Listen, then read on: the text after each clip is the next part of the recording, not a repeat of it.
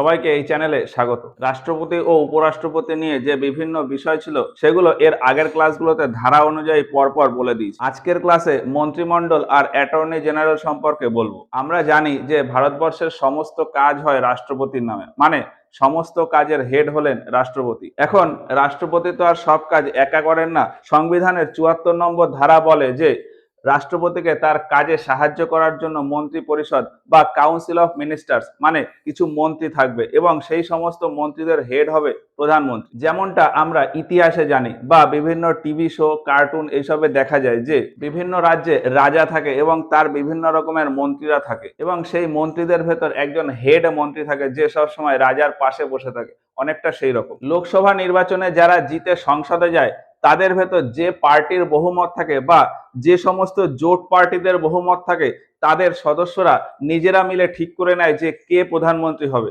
এবং সংবিধানের ৭৫ নম্বর ধারা অনুযায়ী রাষ্ট্রপতি তাকে প্রধানমন্ত্রী পদে নিযুক্ত করে দেয়। এরপর প্রধানমন্ত্রী রাষ্ট্রপতিকে পরামর্শ দেয় যে এই ব্যক্তিকে এই মন্ত্রণালয়ের দায়িত্ব দিতে হবে। তখন রাষ্ট্রপতি সেই ব্যক্তিকে সেই মন্ত্রী হিসাবে নিযুক্ত করে দেয়। এখন এই ৭৫ নম্বর ধারাতে আরো কিছু বিষয় বলা আছে। এই যে মন্ত্রীরা থাকবে, মন্ত্রীরা রাজ্যসভা বা লোকসভা যে কোনো সদন থেকে হতে পারে। লোকসভার সদস্যরা লোকসভাতে বসে কাজ করে আর রাজ্যসভার সদস্যরা রাজ্যসভাতে বসে কাজ করে। কিন্তু মন্ত্রী যদি লোকসভা বা রাজ্যসভা যে কোনো জায়গা থেকে হয়, মন্ত্রীদের যে মিটিং হবে সেই মিটিংটা শুধুমাত্র লোকসভাতেই হয়, মানে ওই মন্ত্রীরা লোকসভাতেই দায়বদ্ধ থাকে। সেরকমই এই ৭৫ নম্বর ধারাতে বলা আছে। আরো বলা আছে যে এই সমস্ত মন্ত্রীদের শপথ নেওয়ায় রাষ্ট্রপতি, আর এই সমস্ত মন্ত্রীরা যদি না জানিয়ে ৬ মাস সংসদে অনুপস্থিত থাকে তাহলে তাদের মন্ত্রিত্ব ক্যান্সেল হয়ে যায়।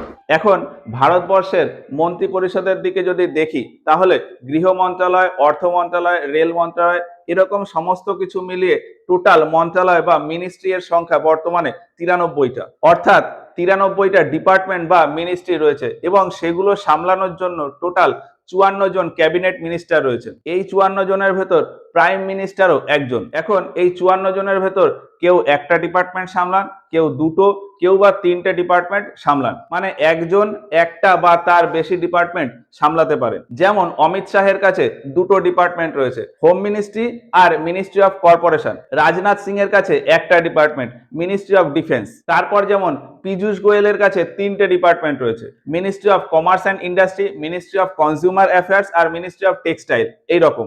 আর স্বয়ং প্রধানমন্ত্রীর কাছেই তিনটে ডিপার্টমেন্ট রয়েছে, ministry of personnel, public grievances and pensions, department of atomic energy আর ডিপার্টমেন্ট অফ স্পেস। এখন প্রত্যেক ডিপার্টমেন্ট যার আন্ডারে থাকে, মানে ওই ডিপার্টমেন্টের মন্ত্রীকে বলা হয় ক্যাবিনেট মন্ত্রী বা ক্যাবিনেট মিনিস্টার। এই ক্যাবিনেট মিনিস্টারদের তাদের কাজে সাহায্য করার জন্য তাদের আন্ডারে একজন মন্ত্রী থাকে যাকে বলা হয় মিনিস্টার অফ স্টেট বা রাজ্যমন্ত্রী। মানে বিষয়টা এমন যে শিক্ষামন্ত্রী ধর্মেন্দ্র প্রধান হয়তো জানতে চাইলেন যে ২০২৩-২৪ এই বছরে সেপ্টেম্বর মাস পর্যন্ত এডুকেশনে কত খরচ হয়েছে, তাহলে সেই হিসাব তিনি এডুকেশন ডিপার্টমেন্টের মিনিস্টার অফ স্টেট যে আছেন মানে শ্রীমতী অন্নপূর্ণা দেবী তার কাছে চাইবেন। আবার এই মিনিস্টার অফ স্টেট মানে রাজ্যমন্ত্রীকে তার কাজে সাহায্য করার জন্য তার আন্ডারে আর একজন মন্ত্রী থাকেন যাকে বলা হয় ডেপুটি মিনিস্টার। ফলে শ্রীমতী অন্নপূর্ণা দেবী আবার সেই হিসাব ডেপুটি মিনিস্টার সুভাষ সরকারের কাছে চাইবেন। তাহলে কাউন্সিল অফ মিনিস্টার বা মন্ত্রী পরিষদে কারা থাকে?